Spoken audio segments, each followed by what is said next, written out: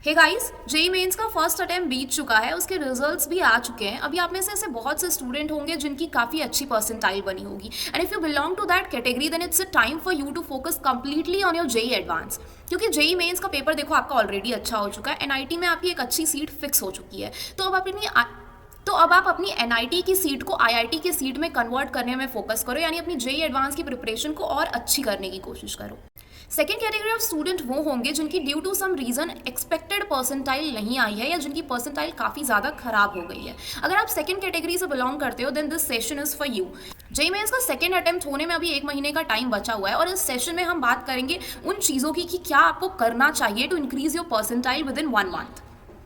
इस सेशन में मैं आपसे शेयर करूंगी अपनी खुद की पर्सनल स्ट्रैटेजी जो कि मैंने फॉलो करी थी जेई के टाइम पे, जिससे मेरा सिलेक्शन हुआ। And yes, I was the student who wasn't enrolled in any of the coaching institute. मैंने खुद से सेल्फ स्टडी करी हुई है। सो मैं आपको बताऊंगी कि सेल्फ स्टडी से आप कैसे अपने मार्क्स को इंक्रीज कर सकते हो विद इन अ मंथ। मैं आपका बहुत ज़्यादा टाइम नहीं लूंगी, बस अगले 5-10 मिनट आप बहुत ध्यान से सुनना कि आपको इस 1 महीने में ऐसा क्या करना है जिससे कि आपके नंबर बढ़ सके।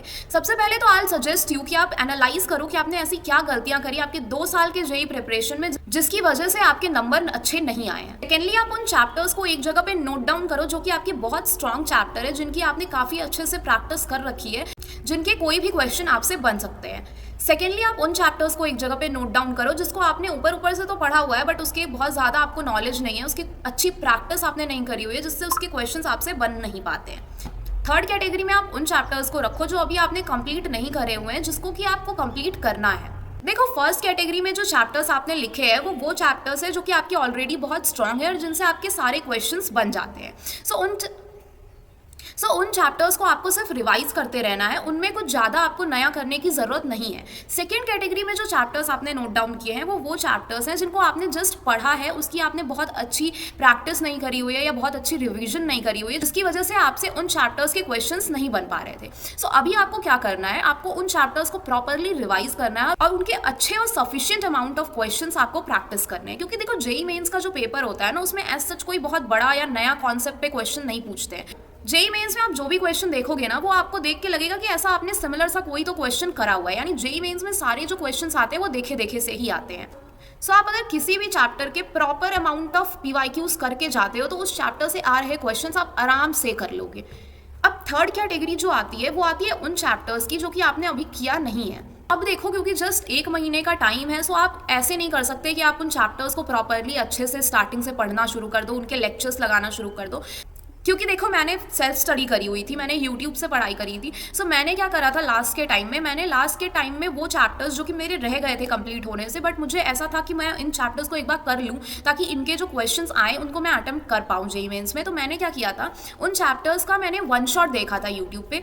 सो अलग पांडे सर का जो जेई वाला चैनल है, उस चैनल पे 1 शॉट्स जो है हर चैप्टर्स के आपको अवेलेबल मिल जाते हैं, जो कि काफ़ी अच्छे होते हैं, उनका कंटेंट काफ़ी अच्छा होता है। सो आप वहाँ पे जा सकते हो, वहाँ से आप 1 शॉट्स देख सकते हो उन चैप्टर की, and I make it sure कि उन 1 शॉट्स में इतनी तो कंप्लीट इन्फॉर्मेशन आपको मिल ही जाती है जिससे कि आप जेई मेंस में आने वाले क्वेश्चंस को अटेम्प्ट कर सकते हो। यस ऑफकोर्स 1 शॉट से पढ़ के आप जेई एडवांस के क्वेश्चंस तो नहीं कर सकते, बट येस, जेई मेंस के क्वेश्चंस आप कर सकते हैं। Second thing I'll suggest you to do is self-analysis, because self-analysis is very important to know that where are you standing. अगर आप जेई जैसे एक बड़े कॉम्पिटेटिव एग्जाम के लिए प्रिपेयर कर रहे हो तो आपको ज़रूर से ज़रूर पता होना चाहिए कि आखिर आप कितने तैयार हो पेपर को देने के लिए, आप स्टैंड कहाँ पे कर रहे हो प्रेजेंट सिचुएशन में, आपने कितनी तैयारी करी हुई है ये आपको पता होगा, तभी आप अपनी तैयारी को और बेटर कर पाओगे। सो उसके लिए आई सजेस्ट यू कि आप हर 2-2 दिन पे एक एनटीए का टेस्ट जरूर दो, क्योंकि देखो एनटीए के जो टेस्ट के क्वेश्चंस होते हैं वैसे से ही कुछ क्वेश्चंस आपको जेई मेंस में भी देखने को मिलते हैं। और जो एनटीए का टेस्ट है वो दे करके आपको ये पता चलता है कि आखिर आप गलती कहाँ पे कर रहे हो, किन सिली मिस्टेक की वजह से आपके नंबर्स कट रहे हैं। प्लस आपको ये भी पता चलता है कि वो कौन से चैप्टर्स हैं जो आपके बहुत स्ट्रॉन्ग है, जिनसे आपके क्वेश्चन सारे के सारे बन जा रहे हैं। प्लस आपको ये भी पता चलता है कि वो कौन से चैप्टर्स हैं जिनसे आपके क्वेश्चन एक भी नहीं बन पा रहे। यानी कि आप जब ये पेपर देते हो आपको अपनी गलतियों का पता चलता है, आपकी प्रिपरेशन में क्या लैकिंग है आपको उसका भी पता चलता है। Plus 1 more thing I suggest you कि जब ये आप पेपर देते हो, ये पेपर देने के बाद आप एनालाइज करो कि आपकी स्ट्रॉन्ग पॉइंट्स क्या थी इस पेपर में, प्लस आपकी वीक पॉइंट्स क्या रही हैं। सो जो आपकी वीक पॉइंट्स हो आप उनको इम्प्रूव करना स्टार्ट करो, और फिर 2 दिन बाद एक और टेस्ट दो टू एनालाइज कि जो आपने गलती पिछली बार करी थी क्या वो गलतियाँ फिर से हो रही हैं, और जब तक आपकी वो गलती पूरी तरीके से ठीक ना हो जाए तब तक उस पर आप फोकस करते रहो।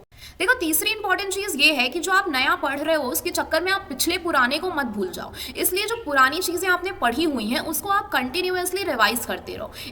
इसके लिए आप अपने पूरे दिन को कुछ इस तरीके से डिवाइड करो कि एक पर्टिकुलर पोर्शन में पूरे दिन के आप रिवीजन करोगे, दूसरे पर्टिकुलर पोर्शन में आप नए लेक्चर्स जो वन शॉट वीडियोस देखने हैं, नई चीज़ें जो पढ़नी है आप वो करोगे, तीसरे पोर्शन में आप वो जो नई चीज़ें पढ़ी हैं उसको प्रैक्टिस करोगे। अब आप किस काम के लिए दिन के किस टाइम को चूज करते हो ये पूरा पूरा आपके कंफर्ट जोन पे डिपेंड करता है। जिस भी टाइम पे आप जो काम करने में बेटर फील कर रहे हो आप उस टाइम पे वो काम करो।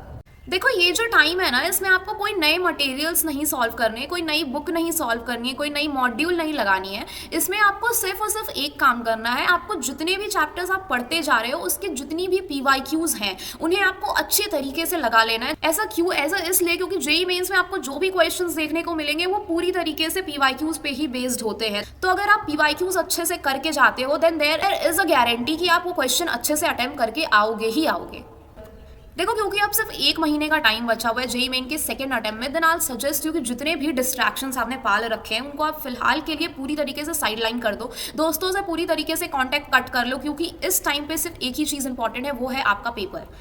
इस टाइम पे अगर आप किसी और चीज़ पे अपना टाइम वेस्ट कर रहे हो तो आप अपने ही रैंक को और पीछे करते चले जा रहे हो। ये जो टाइम है उसमें अगर आपको किसी चीज़ को सबसे ज़्यादा प्रायोरिटाइज करनी है, अगर किसी चीज़ को सबसे ज़्यादा इंपॉर्टेंस देना है तो वो है आपकी पढ़ाई। क्योंकि सिर्फ 1 महीने का टाइम बचा है जेईई मेंस के सेकेंड अटेम्प्ट में। अब आपको दोबारा कोई चांस नहीं मिलेगा अपनी परसेंटाइल को इम्प्रूव करने का। देखो जैसे जैसे एग्जाम्स की डेट पास आती जाती है ना, एक और प्रॉब्लम जो है वो एस्पिरेंट्स के अंदर इंक्रीज हो जाती है, वो है ओवर थिंकिंग की प्रॉब्लम। हमें लगता है कि पता नहीं हमारा सिलेक्शन होगा कि नहीं होगा, हम अच्छे मार्क्स ला पाएंगे या नहीं ला पाएंगे, कहीं हमारे उस फ्रेंड के हमसे ज़्यादा नंबर तो नहीं आ जाएंगे, कहीं हमारी उससे कम नंबर तो नहीं आ जाएंगे। तो देखो यार ये ओवर थिंकिंग करने से ना कुछ नहीं होने वाला। जो चीज़ आपकी परसेंटाइल को अफेक्ट करेगी, जो चीज़ आपके रैंक को अफेक्ट करेगी, जो चीज़ आपके सिलेक्शन को अफेक्ट करेगी वो होगी आपकी पढ़ाई, आपकी मेहनत। और क्योंकि सिर्फ 1 महीने का टाइम बचा है, अभी तक जो भी गलतियां करनी थी आपने कर लिया है, अब आपके लिए कोई सेकंड चांस नहीं है।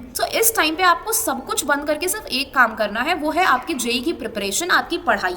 देखो रिजल्ट जो है वो आपके हाथ में नहीं है, जो आपके हाथ में है वो है प्रिपरेशन। आप अपने 110% दो अपनी प्रिपरेशन को, रिजल्ट अल्टीमेटली आपको मिलेगा ही मिलेगा।